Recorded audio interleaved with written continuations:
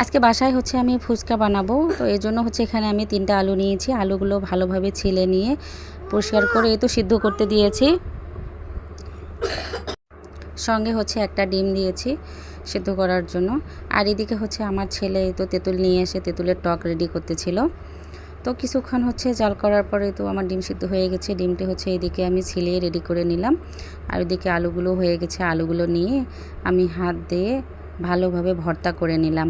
তো এখানে ভর্তার মধ্যে আমি ইউজ করেছি হচ্ছে একটু স্বাদ মতো লবণ, আর হচ্ছে একটু মরিচ, আর হচ্ছে একটু কাঁচা পেঁয়াজ আর সরিষার তেল, সব কিছু দিয়ে হাত দিয়ে ভালোভাবে হচ্ছে আমি ভর্তাটা করে নিয়েছি। বাটনাতে ডলার কোনো প্রয়োজন হয়নি, কারণ আমি অনেক সময় নিয়ে হাত দিয়ে ভালোভাবে হচ্ছে একেবারে ডলে নিয়েছি, দেখতেই পাচ্ছেন। তো হচ্ছে প্রতিদিন বাইরের নাস্তা আসলে খেতে খেতে বাচ্চাদেরও হচ্ছে পেট ঠিক থাকে না। আর এদিকে হচ্ছে একটা বাচ্চা আমার বাইরে নিয়ে যায়, একটা হচ্ছে বাসায় রেখে যায়, তাই হচ্ছে দুইটাকে আজকে গরম গরম হচ্ছে আমি খাওয়াবো। তো এই জন্য হচ্ছে আজকে ফুচকাগুলো আমি কিনে নিয়ে আসছিলাম বাজার থেকে।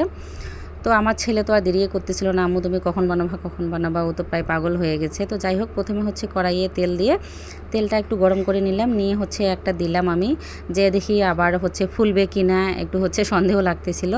তো যাই হোক, মাশাআল্লাহ সুন্দর ফুলে গিয়েছে। এরপরে হচ্ছে আমি আরও বেশি করে দিয়ে দিলাম। এই তো হয়ে যাচ্ছে আমার ফুচকা গোল গোল। তো হচ্ছে কোনোটা আবার বড় হচ্ছিল, কোনোটা আবার ছোট হচ্ছিল। তো ভাবলাম যে প্রথমে হয়তো বা স্পেস কম থাকার কারণে এরকম হতে পারে। তো পরে আবার হচ্ছে দুইটা দিয়ে দিলাম, কম করে দিয়ে দেখি যে না, আসলে কোনোটা মনে হয়েছে একটু অপুষ্টি আছে আর কি।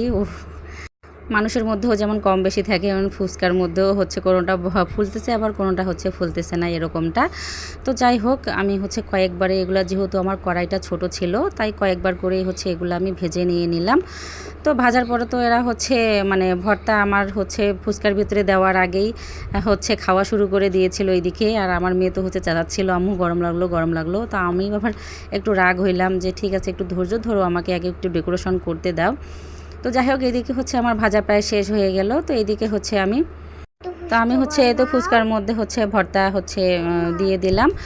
আর এদিকে হচ্ছে আমার ছেলেও সাহায্য করতেছিল পাশেই।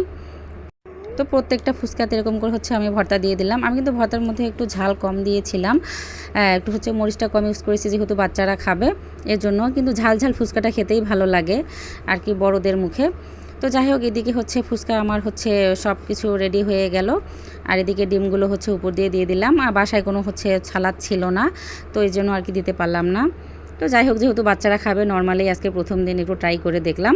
তো পরবর্তীতে হচ্ছে অবশ্যই ভালোভাবে বিশেষ কিছু দিয়ে হচ্ছে ডেকোরেশন করব ইনশাল্লাহ, যদি হচ্ছে আপনারা সাথে থাকেন। আর আমার ভিডিওটি যদি ভালো লাগলো আপনাদের কাছে, তো একটু লাইক করবেন, কমেন্টস করবেন, পারলে একটু শেয়ার করে দেবেন। আর আপনারা পারলে ঝটপট বাচ্চাদেরকে বাসায় এই নাস্তাটা রেডি করে দিতে পারেন। তো সবাই ভালো থাকবেন, সুস্থ থাকবেন।